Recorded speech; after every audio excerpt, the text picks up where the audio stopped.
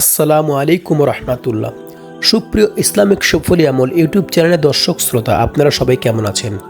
আশা করি মহান আল্লাহ রব্বুল আলামিনের অশেষ রহমত ও দয়ায় আপনারা সবাই ভালো আছেন। প্রিয় মুসলমান ভাই ও বোনেরা, আজকে আমরা জান্নাত লাভের সহজ ও ছোট ছোট অনেক আমল সম্পর্কে জানবো ইনশাআল্লাহ। জান্নাত অনন্ত সুখের আধার, শান্তি সুবীর আনন্দপল্লী, প্রতিটি মুমিনের শেষ ঠিকানা। মহান আল্লাহ তাআলা নিজেই সবাইকে জান্নাতের পথে ডেকেছেন। জান্নাতে যাওয়ার সব রকম পথ অত্যন্ত সহজ করে দিয়েছেন। পবিত্র কোরআনুল কারিমে আল্লাহ তাআলা বলেন, আল্লাহ শান্তির ঘরের দিকে ডাকছেন। সূরা ইউনূসে এই আয়াতটি বর্ণনা করা হয়েছে।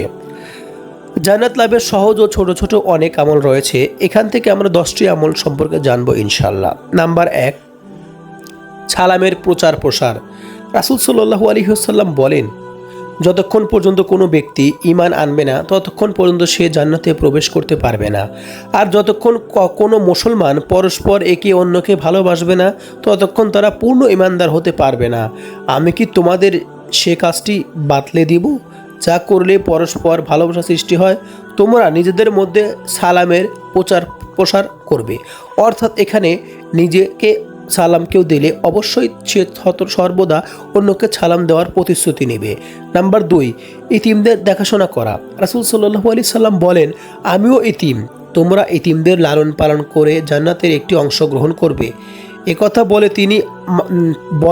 তিনি মধ্যমা ও তর্জনী আঙুলকে একত্রিত পৃথক করে দেখিয়েছেন। বুখারী শরীফের হাদিস। নাম্বার 3, বেশি বেশি সাদকা করা।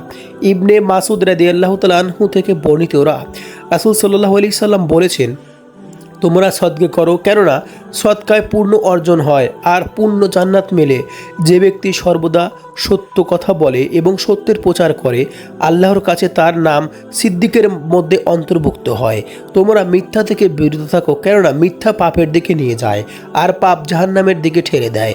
যে বান্দা সর্বদা মিথ্যা বলে ও তার মিথ্যা প্রচার করে, আল্লাহর কাছে সে মিথ্যাবাদীর অন্তর্ভুক্ত হয়ে যায়। বুখারী শরীফের হাদিসটি। নাম্বার 4, মুখ ও গোপনাঙ্গের হেফাজত করা।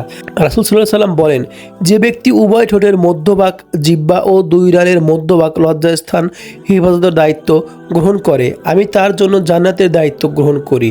নাম্বার 5, মাতা পিতার সেবা।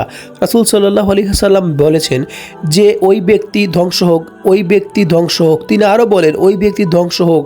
কেউ জিজ্ঞাসা করলেন, হে আল্লাহর রাসূল, কে সেজন যে ধ্বংস হবে? রাসূল সাল্লাল্লাহু আলাইহি সাল্লাম ইরশাদ করলেন, যে ব্যক্তি তার পিতা মাতা উভয়কে বার্ধক্য অবস্থায় পেল অথবা যে কোনো একজনকে বার্ধক্য অবস্থায় পেল তবুও জান্নাত অর্জন করতে পারল না, সে ধ্বংস হোক। এখানে পিতামাতার অবদ্ধ সন্তানকে ধ্বংস করার কথা বলা হয়েছে। নাম্বার 6, নামাজ আদায় ও যত্নবান হওয়া। রাসূল সাল্লাল্লাহু আলাইহি সাল্লাম বলেন, যে ব্যক্তি সময়মতো নামাজ আদায়ের যত্নবান হয় তার জন্য আল্লাহর পক্ষ থেকে জান্নাতের প্রবেশ করানোর প্রতিশ্রুতি রয়েছে। রাসূল সাল্লাল্লাহু আলাইহি সাল্লাম ইরশাদ করেন, যে ব্যক্তি ফজর ও আসরের নামাজ গুরুত্ব সহকারে আদায় করে সে জান্নাতে প্রবেশ করবে ইনশাআল্লাহ। নাম্বার 7, রাসূল সাল্লাল্লাহু আলাইহি সাল্লাম বলেন, যে ব্যক্তি জ্ঞান অর্জনের উদ্দেশ্য বের হবে, আল্লাহ তাআলা তার জন্য জান্নাতের রাস্তা সহজ করে দিবেন।